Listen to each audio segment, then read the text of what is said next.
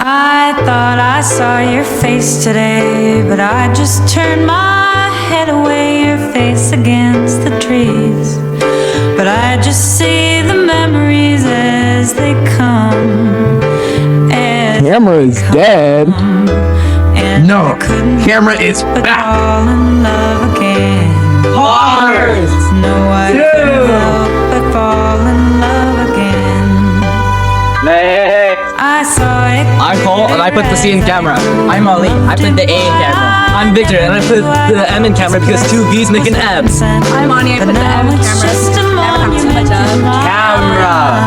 I'm Elijah, and I put the E in camera. Hi, I'm Rowan, and I put the R in camera. And I couldn't help. What's up, everybody? My name's Welcome, and I put the last name in camera, and I'm best for last, you know? That's enough for one more thing. Lights! Camera! Action! Get it? Action? Action? Dang, stop now. Just say that. Just keep your head and play it as it lays.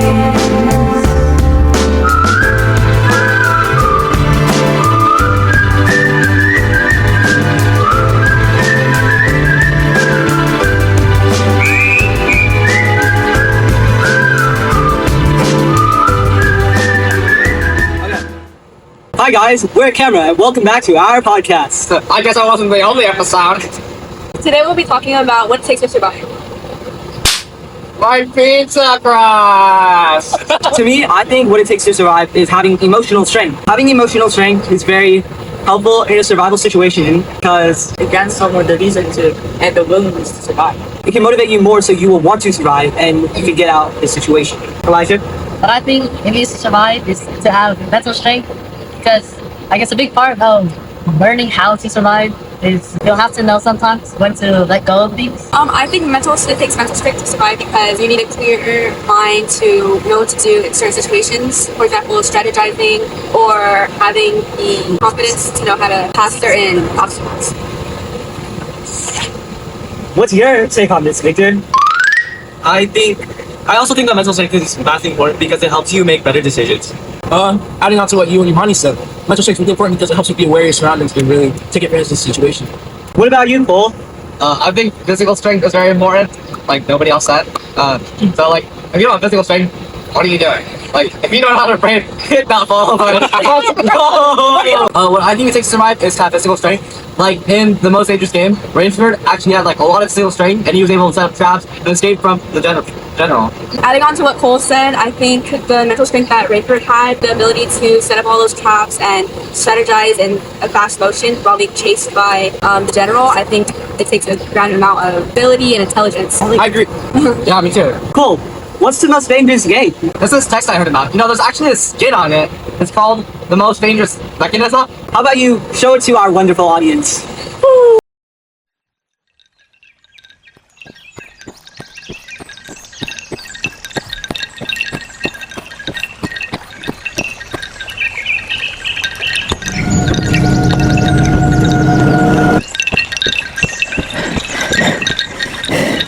I must keep my nerve. I must keep my nerve.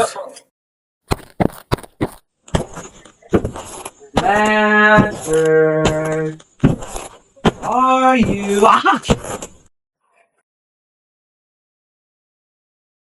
Ransford.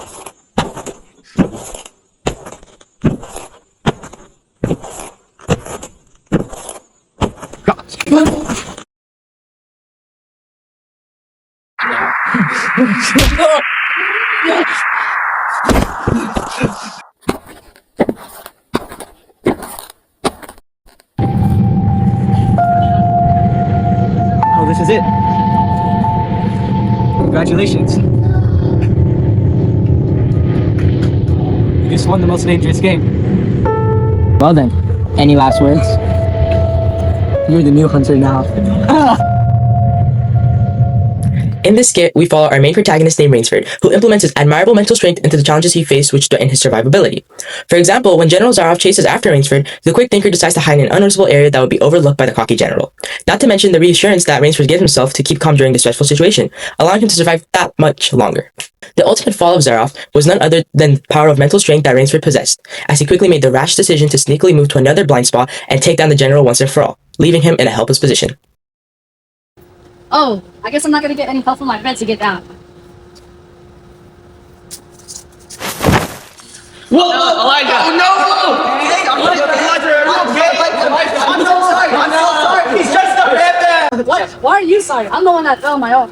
I don't know, I just feel guilty I didn't help you. What are you feeling? Subjective guilt. Subjective guilt? What's that? That's what they talk about in moral logic of survival guilt. What's that? I don't know, but I think I've seen the skit on that. Does it answer the essential question, what does it take to survive? Oh, yeah. Huh. Yeah, I think it's called.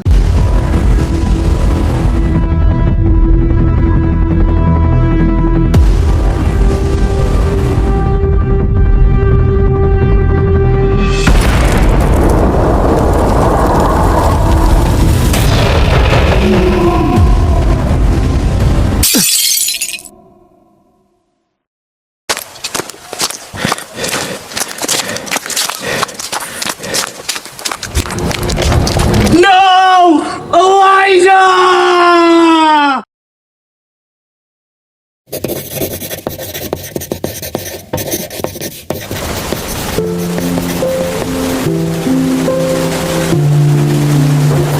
So, tell me what's been going on. My friend, he died at war and I couldn't save him. And why does that make you feel guilty?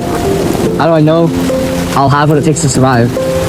Well, it's not your fault your comrade died. That was simply fate. What if I had all that strength? What if I could have saved him? I don't think you could have if you would have. People die in war all the time. I think it wasn't your fault. I think you should forgive yourself and forget about that feeling. You know what? I should. I didn't even know him that well. It's not my fault. I got just a loser. Thank you. Of course, you're welcome. Oh, look at my tiger. It's just a bear. Where'd you get that, Aka? Oh, I picked it up at this one store. What is it? You know what would suck? What? Being stranded in the middle of an ocean with nothing but a tiger on your boat. That would be terrible. That sounds a little familiar. What story? I think Ollie knows. Yeah. It's called The Life of 3.14. Imani, didn't we see a pretty cool skit about it that's kind of similar to that, but a little tweaked, just a tad? Hey, I think we did. The only thing, though, it wasn't with a tiger. It was with a unicorn. Ooh. My name is Pi, and I've gone through a lot. I've had many crazy stories, but my favorite was the one where I was stranded in the middle of the ocean with a unicorn. I was so scared, and what made it worse was that I was starving. Me and the unicorn did not get along. How about you catch me some fish, you bum?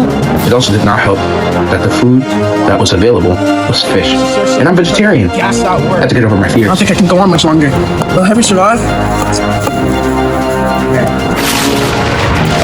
Killing the fish was not easy. Oh! It is free food. But it goes against my religious beliefs. But then again, And the unicorn was really hungry too, but this is what I needed to do to survive. it's fine. I need this! That was a nice snap, but I need more. You kill him this time, you bum.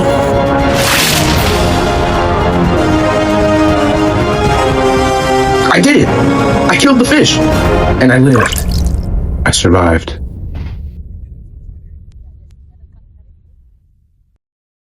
So, Victor, what did you think about that skit? Oh man, I think that was amazing. I loved it as much as I love chocolate. So, how did it answer our essential question? Okay, well, that skit showed how Pi had to rely on his mentality to survive. In this case, he had to adapt and change his own ideals or the morals he followed. For example, when he had to kill the fish.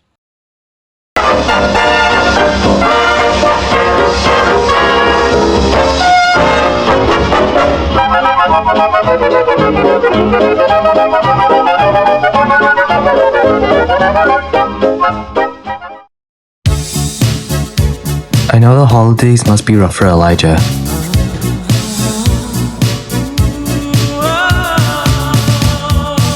There's always something that causes him to remember me. Especially music. Oh, sorry.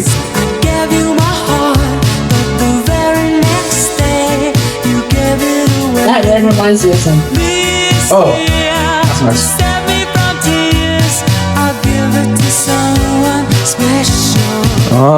Okay. Last Christmas, I gave you Music is so powerful because you can create a big effect on someone, like they can remember triggering memories. I always thought I might be bad. Now I'm sure that it's true.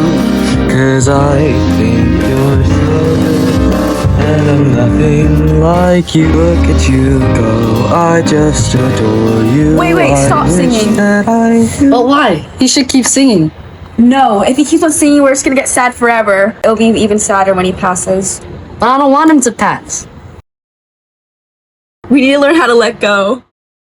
And a lot of the times, they don't want to let go. I always thought I might be bad. Now I'm sure that it's true. 'Cause I think you're so good. And I'm nothing like you. But sometimes we have no other choice but to. So guys, what do you think of that skit? That was really moving to me. I felt really sad. Dude, that was like more. That was greater than chocolate. What do you think, Ali? I believe that this short skit was very emotionally inspiring. You know, Ali, do you think you have what it takes to survive? No. Hey, Ali, do you think you have what it takes to survive? No, I don't think I do. In fact, I'd rather be spending vacation with Mark. Vacation. That sounds nice. Sand, the waves. Waves? That reminds me of a skit. What's this skit about? This story I read called The Seventh Man. Oh wait, you mean the 6/7 man? 6/7! Oh, that sounds pretty powerful. Do you think our audience can take that kind of entertainment? No. Yes, they can. They'll love it. Alright guys, to close off our podcast, enjoy this beautiful movie, The 6/7 Man. 6/7 man!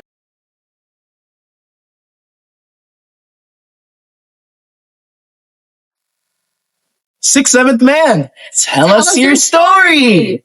Are you sure you're ready, kids? Aye, Captain.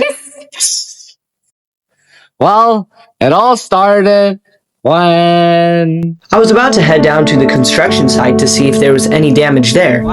Then, my best friend, Elle, approached me. He wanted to come with me, so we went. The site was perfect. Nothing was ruined. Wow, this is pretty beautiful. You won't go that way. Okay, I'll go this way. Wait, Al. Yeah? Be safe. Little did we know that behind that glowing building was a 67-foot wave. Once I noticed it, I had to warn Elle. Elf. But he didn't hear me. Once he finally did hear me, it was too late. Elle vanished in the wave, and it was all my fault. I even moved away from my hometown. I cut off all of my friends and sat alone in the dark. But then, after a long time, I forgave myself. I didn't let my fears control my life. I confronted them. So I went back to my hometown and looked back at memories of me and Elle. And I survived.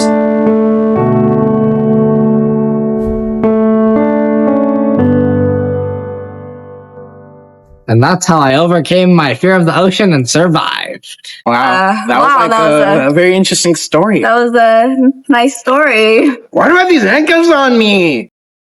Our skit is about a young boy named 6/7 Man, and he loses his best friend Elle in a tragic event. And in our skit, L represents the character K from the 7th Man.